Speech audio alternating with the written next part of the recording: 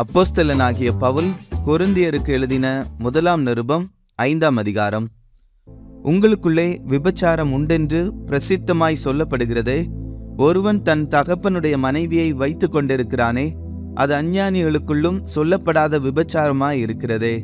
இப்படிப்பட்ட காரியம் செய்தவனை நீங்கள் உங்களை விட்டு நீக்காமலும் துக்கப்படாமலும் இருமாப்படைந்திருக்கிறீர்கள்.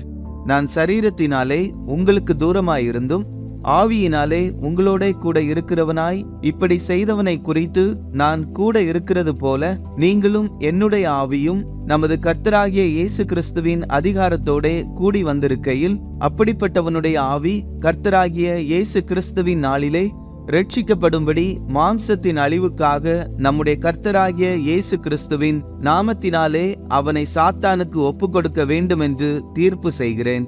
நீங்கள் மேன்மை பாராட்டுகிறது நல்லதல்ல.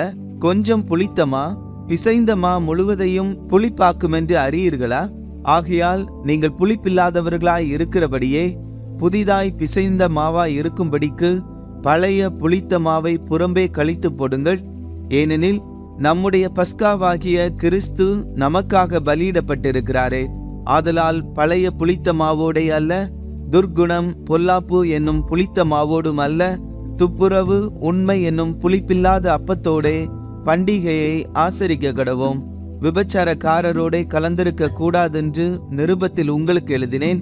ஆனாலும் இவ்வுலகத்தில் உள்ள விபச்சாரக்காரர், பொருளாசைக்காரர், கொள்ளைக்காரர், விக்கிரக ஆராதனைக்காரர் இவர்களோட எவ்வளவும் கலந்திருக்க கூடாதென்று நான் எழுதவில்லை.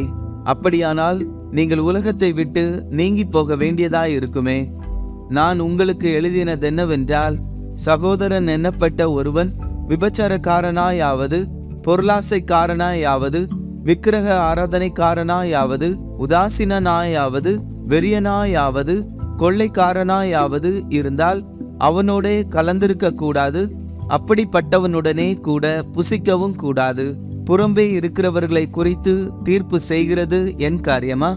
உள்ளே இருக்கிறவர்களை குறித்தல்லவோ நீங்கள் தீர்ப்பு செய்கிறீர்கள். புறம்பே இருக்கிறவர்களை குறித்து தேவனை தீர்ப்பு செய்வார். ஆகையால் அந்த பொல்லாதவனை உங்களை விட்டு தள்ளி போடுங்கள்.